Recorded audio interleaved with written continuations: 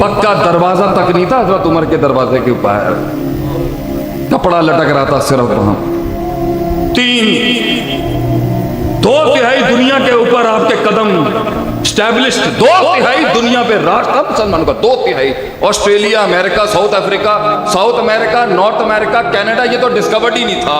दुनिया थी सिर्फ एशिया, यूरोप और अफ्रीका, और 2/3 इनके पैर के नीचे थी हजरत उमर के। कमरे के बाहर एक कपड़ा लटक रहा है, घर के बाहर एक कमरा है, गार्ड्स भी नहीं खड़े हुए वहां पर। वहां भी पूछा भी कि बादशाह कितने गया था, मैंने कहा इधर जाओ, वो आगे। कौन बताता है कौन सा बादशाह इतने कम प्रोटोकॉल में रहता है, इधर से जाए सामने मिल जाए। पूरा शहर छान लिया, हजरत उमर नहीं मिले। शहर के बाहर एक छोटी सी किसी छां के साथ बैठ के तलवार रखी हुई, गहरी नींद सो रहा हजरत उमर बिन खत्ताब रज़ी, गहरी नींद सो। उसने जो चेहरे पे सुकून देखा ना, इस आदमी ने 3 बर्रे आज़मों के ऊपर इस टाइम पर जंग का ऐलान किया। वैसे दुनिया के हर खित्ते में इसके फौजी जंग लड़ रहे हैं, और ये सो रहा है बैठ के। तो उसने फारस के बादशाह को, अपने बाप को, उसने खत में 4 अल्फाज लिखे जो हर मुसलमान का तो नहीं पता, लेकिन मुवाहिद के घर में होने चाहिए। ये जो कानो रुहबानन फिल लैल व फुरसानन फिल नहार, रात को इनके सीने बजते हैं अल्लाह की तस्बीह और इबादतों से, और दिन में इनके घोड़ों की निकाल चलती है सब मैदानों के अंदर। इनके घोड़े दिन में नहीं रुकते और इनके सजदे रात को नहीं रुकते। तू नहीं लड़ सकता इनसे। तो पहुंच गया खालिद बिन वलीद बिजेंटियम एम्पायर के बॉर्डर के ऊपर, बड़ा कोई बदमाश किस्म का जर्नैल था वहां पर। उसको खबर आई वो नीचे के इलाके के लोग हैं, नीचे के इलाके के, वो तो मुंह ही नहीं लगाता था, किसी बात ही नहीं करता था, ऐसा फिरौन था। तो जो उनका बड़ा है बुलाओ उसको। खालिद बिन वलीद सहराओं के खाना बदोशों से एक आदमी आ रहा है, वर्ल्ड सुपर, उस दौर के अमेरिका की रियासत के कमांडर चीफ से बात करने के। तो उसने जुमले दिए, तंजिया जुमले दिए उसने। तुम आए हो, छुपकली खाने वाली कौम बात करने आई तुमसे। कहते हैं ना, सवाल जिस अंदाज में हो जवाब उसी अंदाज में करना चाहिए। खालिद बिन वलीद ने कहा नहनु कौमुन, हम वो कौम हैं जिन्हें खून पीने की आदत है। खबर आई है तुम्हारे खून बहुत मीठे हैं, खून पीने आए हम, तुम्हारा खून। मर गया वो, अपनी सीट पे हिल गया वहां पर, उसके कलेजा फट गया मिजाज देख के सिर्फ, कि अगर मिजाज ये है तो पीछे क्या जिन लेके आया होगा ये लड़ने के लिए। मिजाज देखे इस आदमी, एटीट्यूड था उन लोगों का, मिजाज था। आप सल्लम खत में लिखते थे, मिजाज लिखते थे, अस्लिम तस्लिम, गल खत्म। 2 लफ्जों में कहते हैं ना, धमकी भी ऐसी हो, लफ्जों कम लफ्जों में धमकी होती थी मुसलमानों के। एडे बड़े बड़े लेक्चर्स नहीं होते क्यों ना थे। अस्लिम तस्लिम, सलामुन मन तबाल हुदा, सलाम उस पर है जो हिदायत की पैरवी करे, कबूल कर ले बच जाए। मिजाज देखें, इतने से हैं, ललकार देखें, छोड़ा ही नहीं कुछ। साद बिन अबी वक्कास को खत लिखा हजरत उमर ने कि अगर मुझे तुम्हें मेरा ये खत मिस्र के बॉर्डर में एंटर होने से पहले मिले तो बॉर्डर में मिस्र में दाखिल ना हो, वापस आ जाए।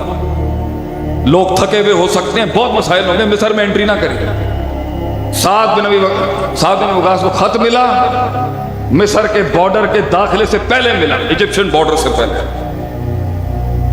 साद बिन वक्कास जानते थे क्या खलीफा वक्त ने क्या कहा होगा। उन्होंने खत ही नहीं खोला। कहा घोड़े चलाओ यहां से आके, खत वहां जाके खोलेंगे, मुझे पता है खत में क्या आया होगा। शौक था उन्हें अपने नबी का पैगाम पहुंचाने का। आगे तो ऐसी हुकूमतें कायम की उन्होंने, बगैर किसी खौफ के औरत सफर करती थी उस दौर के अंदर। और अला मिनहाज नबुव्वा है ही यही मनज कि फिर एक दौर आएगा कि औरत सफर करेगी और भेड़िया भी उस पर हाथ नहीं डाल सकेगा, और मुसलमान औरत पे एक भेड़िया हाथ नहीं डाल सकेगा। इतनी खैर वो लेके आए उम्मत के लिए। वलैस फिल उम्मती का सहाबा फिल फज़्ल वल मारूफ वल इसाबा। कोई नहीं है इस उम्मत में उनके जैसा, ना फजल में, ना मारूफ में, ना उनके इसाबत में कोई टक्कर का नहीं हो। वशाहदुल मुख्तारा व आयनुल असरार वल अनवार। उन्होंने वो देखा है जो तुम नहीं देख सकते, और उन्होंने वो मदद की है उस दीन की जो तुम नहीं कर सकते। कट गए वो इसकी हिफाजत के लिए कि एक कतरे के अंदर भी बिदत की मुशारकत ना हो सके।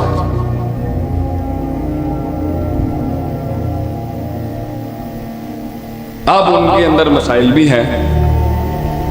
हम इस चीज से थोड़ी मुनकिर हैं कि मसाइल नहीं है, मगर जो कुल्ली खैर है, जो कुल उन्होंने इस गुलदस्ते में दिया है मुसलमानों को, उसके जुज़वी शर के अंदर उसकी कुल्ली खैर को कैसे डिनाई कर सकते हैं आप? मेरे प्यो के अंदर 100 गलतियां निकाल लें,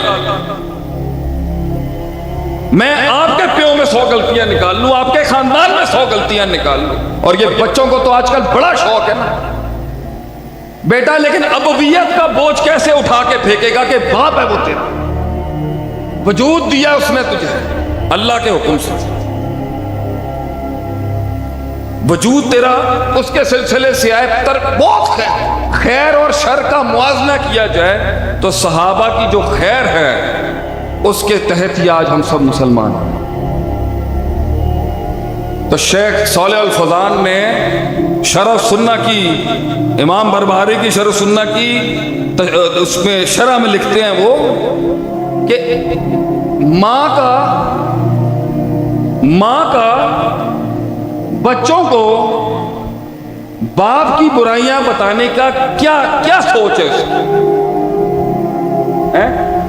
दसो ना तुसी मैं तो पेंडू आदमी हाँ, तुसी तो पढ़े लिखे लोग हो, हम तो पिंड दे हाथों के आदमी है।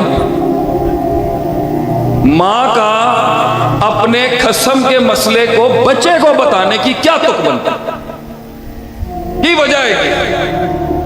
मेरी बुढ़ी तू मेरे नाल 100 मसले हों, and I might be having 1000 problems with her. मेरे पुत्र को मेरे मसले बताने की क्या क्या तुक है? बाप की इज्जत कम करनी है, बाप का रुतबा गिराना है तूने बच्चों के आगे। मैं चाहे जितना ही गलत क्यों ना हो, उसका तो हीरो हूं ना, उसका तो हीरो हूं, उसका तो शेर पे हूं मैं उसका। और बात है अल्लाह ने हमें कौम का भी हीरो बना के रखा। टाइम हो गया, बस खत्म कर रहा हूं। इसमें सिर्फ एक सोच होती है कि मैं जिस दिन आप प्यो की गलती बच्चों को बताएंगे, शक पैदा होगा, बेहुरमतियां होंगी और गिरेबान खींचे जाएंगे बाप। सहाबा के मसाइल को मासूम उम्मत के सामने लाने की वजह बता दें आप हमें, जबकि ये बड़ों के मसले हैं। इस इज्जत को अगर बुजुर्गों ने 1400 साल से एक बंद डब्बे में खास जगह पे रखा हुआ है, तो खास जगह से निकाल के बच्चों को बता के क्या मिल जाएगा? बाप और मां की लड़ाई के अंदर दोनों को गलत साबित करके या सही साबित करके क्या मिल जाएगा? रिश्ता टूट सकता है क्या? बच्चे का ना मां से रिश्ता टूट सकता है, ना प्यो से रिश्ता टूट सकता है। तो सहाबा से रिश्ता आप चाह के भी नहीं तोड़ सकते अपना, क्योंकि सनद ही नबी तक सहाबा से जाती है। इसलिए मैं इसी बात पर इख्तिताम करता हूं कि अल्लाह ने उनको अलकाबात दी हैं कि वो अल्लाह उनसे राजी है, उनके खिलाफ बोलने के अंदर कोई खैर नहीं है। कई सुनी बात में जो गलतियां थी वो सारी मेरी है। अल्लाह ताला सहाबा को दुनिया आखिरत में ऊंचा मकाम अता फरमाए। हुआ था, पुली का कॉन्सेप्ट ही नहीं था, और इन्होंने इतने इतने बड़े पत्थरों के साथ वो द पिरामिड्स ऑफ इजिप्ट जिसे कहते हैं, ये एहराम मिस्र बना दिए। अजीब लोग थे ये, अजीब ताकतें थी उस टाइम पर इनकी। लुगत पर, इबारतों पर, फलसफे पर यूनान ऐसा गालिब था उस टाइम पर कि आपकी सोच बैठ ही नहीं सकता था कोई इनके साथ। Literature, you talk about any aspect, इतनी बड़ी बड़ी जिन रियासतें थी ये उस टाइम पर, सुपर पावर से, वर्ल्ड ऑर्डर से ये उस टाइम के। लेकिन अल्लाह ने उनकी ज़ाहिरियत की ताकत और जमाल और कमाल को देख के नबी का इंतखाब